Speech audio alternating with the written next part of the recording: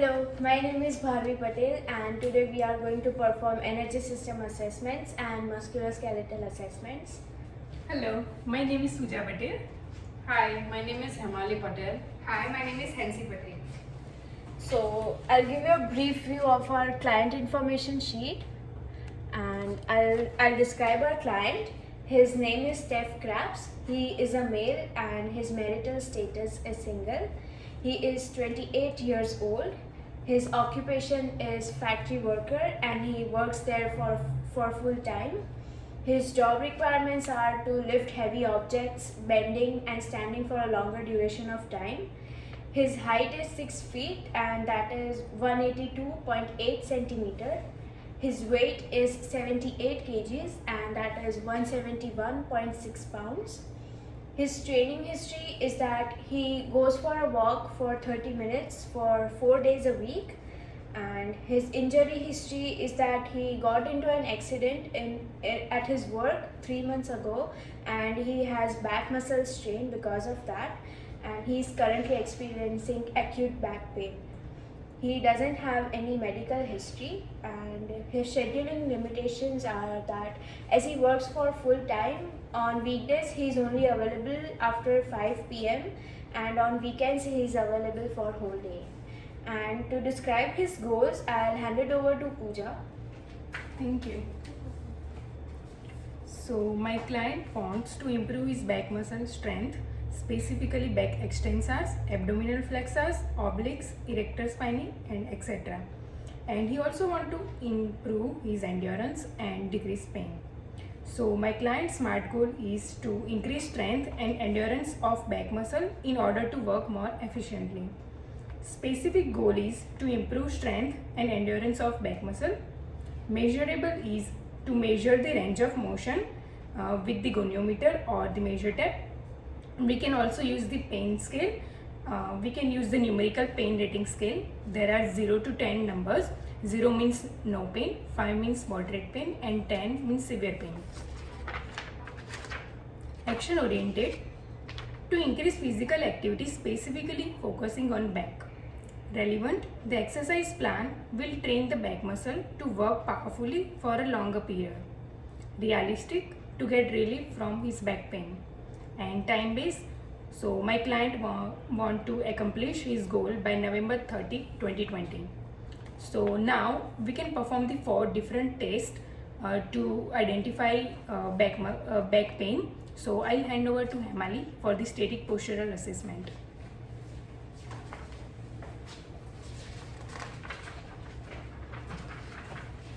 So now the first assessment that we are going to perform is the static postural assessment. So the static posture refers to the alignment and maintenance of the body segment in certain different positions. This assessment helps us to identify the muscle weakness or any dysfunction in the body. As my client is having back pain, there is a chance of any lordosis in the lower back or any muscular dysfunction that might be leading, and we'll check it through this test. So while performing this test, I would be checking the 5 kinetic points, that is the ankle, knee, hip, shoulder and head in all the 3 views, that is the anterior, lateral and posterior view. And then we'll go to the conclusion after taking the readings from the checkpoints of the body of the client.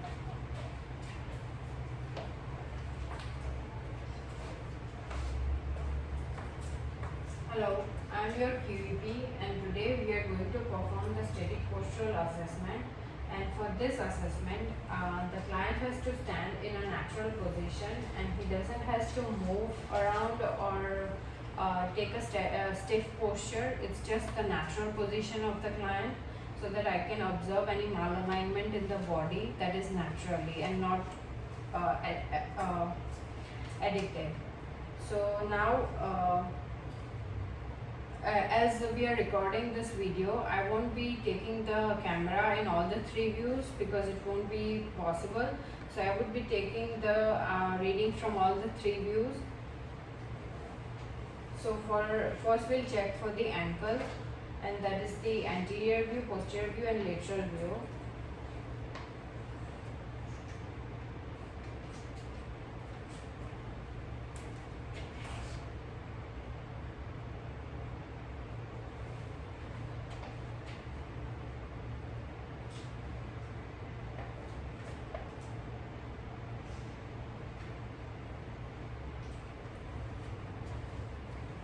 So from the anterior view, there is a slight pronation, and there is no overpronation or underpronation in the posterior and the lateral view. And now we'll check for the knee joint.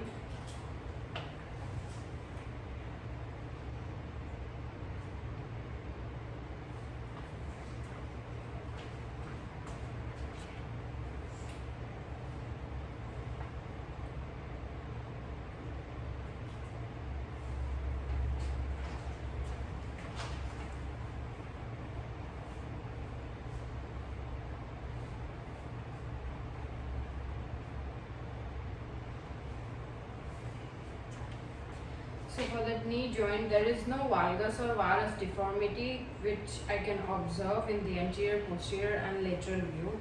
Now we'll check for the hip.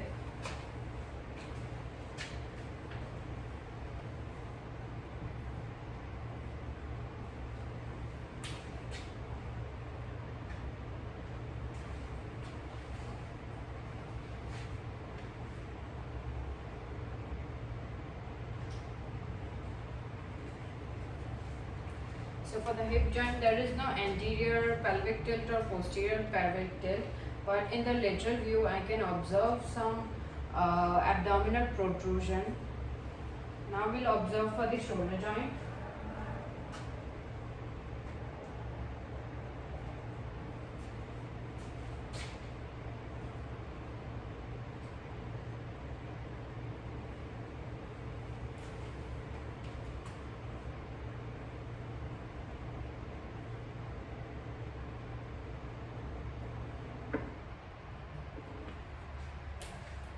So for the shoulder joint, there is no observable rounding of the shoulders that would lead to the deformity.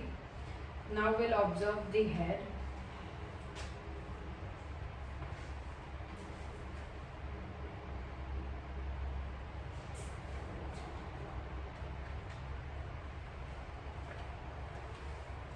For the head, there is no anterior tilt or posterior tilt in the anterior, posterior and lateral view.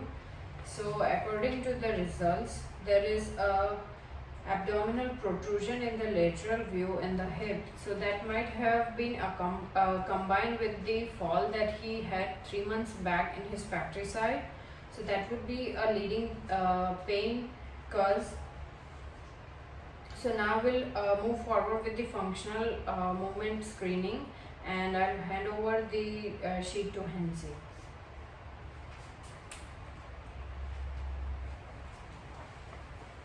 Hello, my name is Hensi and I'm your KP today, and so we'll be conducting FMS, which is also known as Functional Movement Screening. So functional movement screening will help me in knowing my client's ability to exercise and also the overall ability of muscles to work. So this FMS is also useful in determining whether my client has underactive or overactive muscles. As my client has a history of back pain, this assessment is helpful in determining whether my client has any underactive or overactive muscles. So to begin with, we'll be performing 2 different FMS assessments. So the first one is going to be the deep squat assessment. Okay, so for that, before just starting, I'll be just sanitizing the equipment which we have. Actually, for performing this assessment, we are supposed to use a dowel bar for it, but as we don't have it available right now, so we'll be using a broomstick for it.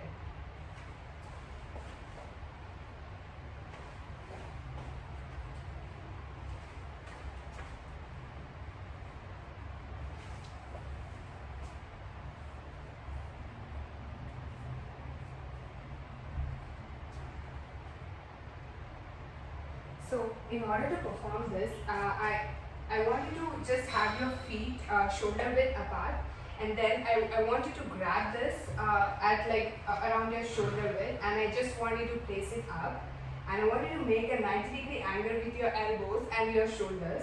So then I want you to just push it through up in the air as much as you can, and then I want you to just do a deep squat, and I want you to just get down as much as you can. And then after doing that, I want you to hold that position for a count of 1 and then just get back again. Okay, so for this assessment, we'll be taking 3 trials so that I can have a time to view from all different angles. Okay, so here you go. Yeah, you can start doing it.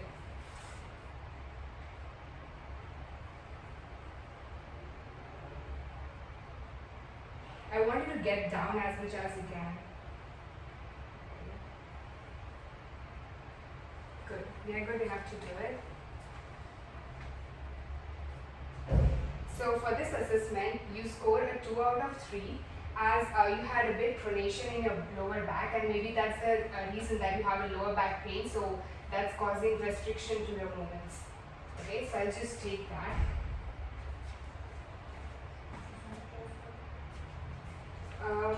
And now we'll be performing the second assessment, which is active straight leg raise.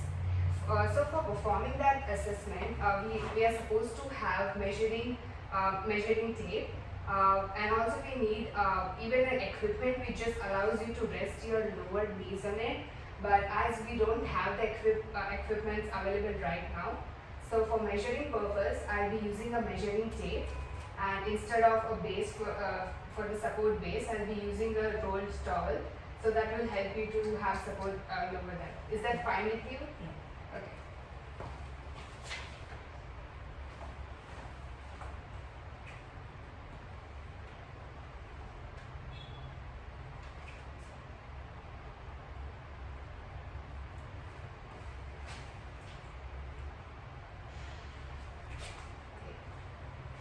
So what I want you to do is that I just want you to lay down, and I just want you to just support your lower knees on the towel so that you have a support at the bottom of it. So I just want you to lay down on it.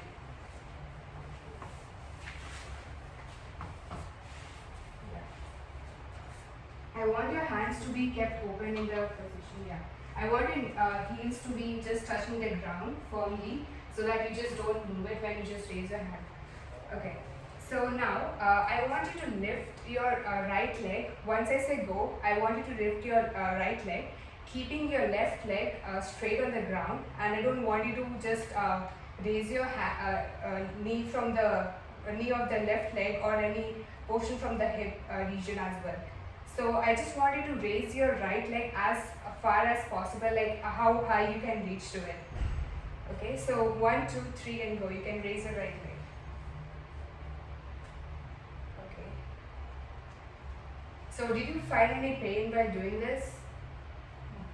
You didn't experience any pain, right? Okay. So can you just do it once again for me? So I'll just take the measurements for it. I want you to hold that position for me, please.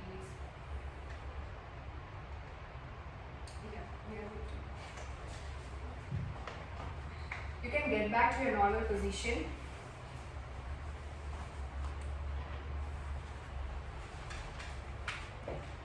So for this assessment, your score is 3 out of 3 as you were able to raise your leg high up in the air and you did not experience any kind of pain. So this proves that you don't have any muscles which are causing the pain of your lower back, which are attached to your hips or the pelvic region. So now I will be moving on to the next assessment, and I like to call Pooja to demonstrate about the broad jump test. Thank you. Hello, my name is Pooja Patel and I am your QP for the broad jump test. And for this test, I will need the measure tape and the pen. So I will get that. Okay. So the purpose of this test is to measure the muscle power and the muscle strength. And this test will help me to know that my client has any pain during the landing. So I'll just start. I'll demonstrate you the technique so you can do like that. So your feet are your shoulder width apart and you can bend as much as you can in a squat position like that, and you can jump forward as much as you can like that. Okay, you have many tries as much as you can, so you can do it one or two times. So now your feet are shoulder width apart. Yeah, now bend it and track. Yeah, that's good. You can do it one more time for me. Okay. Yeah. Now I'll measure your readings in centimeter. So you can. So this is the starting position. Now on count of 3, you can jump. So 1, 2, and 3. Okay. So that's your ending position. Yeah, you have failed. So now I'll take the measurement.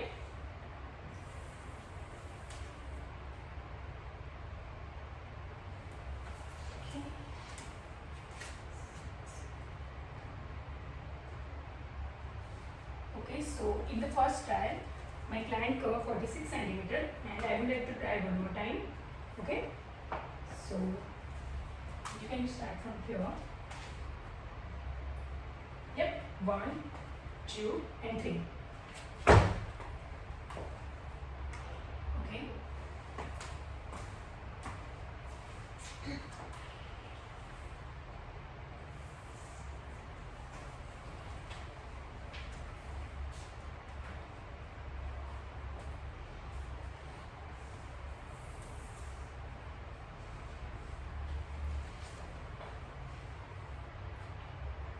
So in the second trial, my client reading is 50 centimeter. As I can see that on the second trial, it covered 4 centimeter more.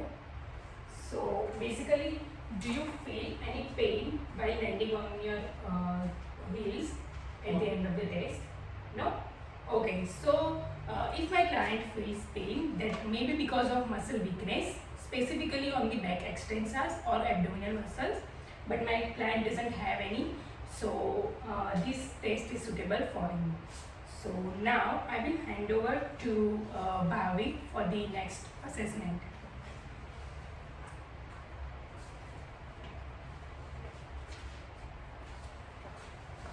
Hello, my name is Bhavi Patel and today I am your QP and we are going to perform the 1 mile walk test. So 1 mile walk test requires more time, so we have already performed it yesterday and we have the results on our sheet. And the purpose of this test is to determine the VO2 max of the client, and it also determines the muscular strength and endurance. So I performed this test because the client's specific goal is to improve his back muscle strength and endurance, and 1 mile walk test determines the VO2 max and also the strength and endurance of back muscles, and it also shows that whether walking is effective to the client's back pain or not. And we know that the client has a training history that he goes for a walk for 30 minutes for 4 days a week, so I can know whether the walking is effective or not. And the protocol for the test is to walk as fast as you can for a course of 1 mile, and the information that I require before starting the test is the weight of client in pounds, the age of client, and the post heart rate of client, and the time required for the client to cover the 1 mile path. And for this test we also require the heart rate monitor, and I have explained the client how to use the heart rate monitor beforehand, but for this video I'll explain it again.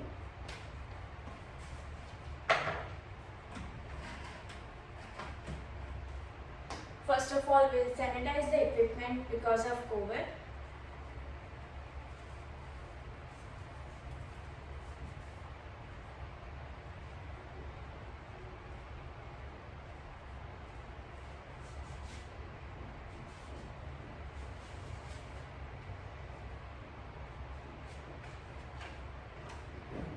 So the heart rate monitor consists of these 2 equipments. The wristwatch is supposed to be worn in the wrist.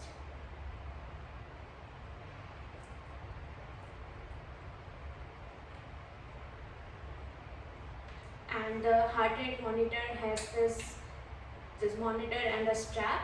So we need to fix this monitor, and for accurate results we need to wet the electrodes that are located on the other side of the strap, and then the heart rate monitor is supposed to be worn on the chest like this, and then it's connected with the watch. So once you press the start button, the watch can collect the heart rate. So I've already gathered all the information and the calculations are in my sheet. These are the calculations. And so the weight of our client is 171.6 pounds. The age of our client is 28 years. The post heart rate that we measured in our heart rate monitor after he performed the test was 162 beats per minute, and the total time taken to cover the test was 12 minutes and 59 seconds. So we have this formula that is already mentioned, and it is different for males and females. And if this test was supposed to be performed on a treadmill, then the coefficient, that is small r, was supposed to be 0.88, and our VO2 max was 48.88 as performed in the calculation. So that's it. Thank you.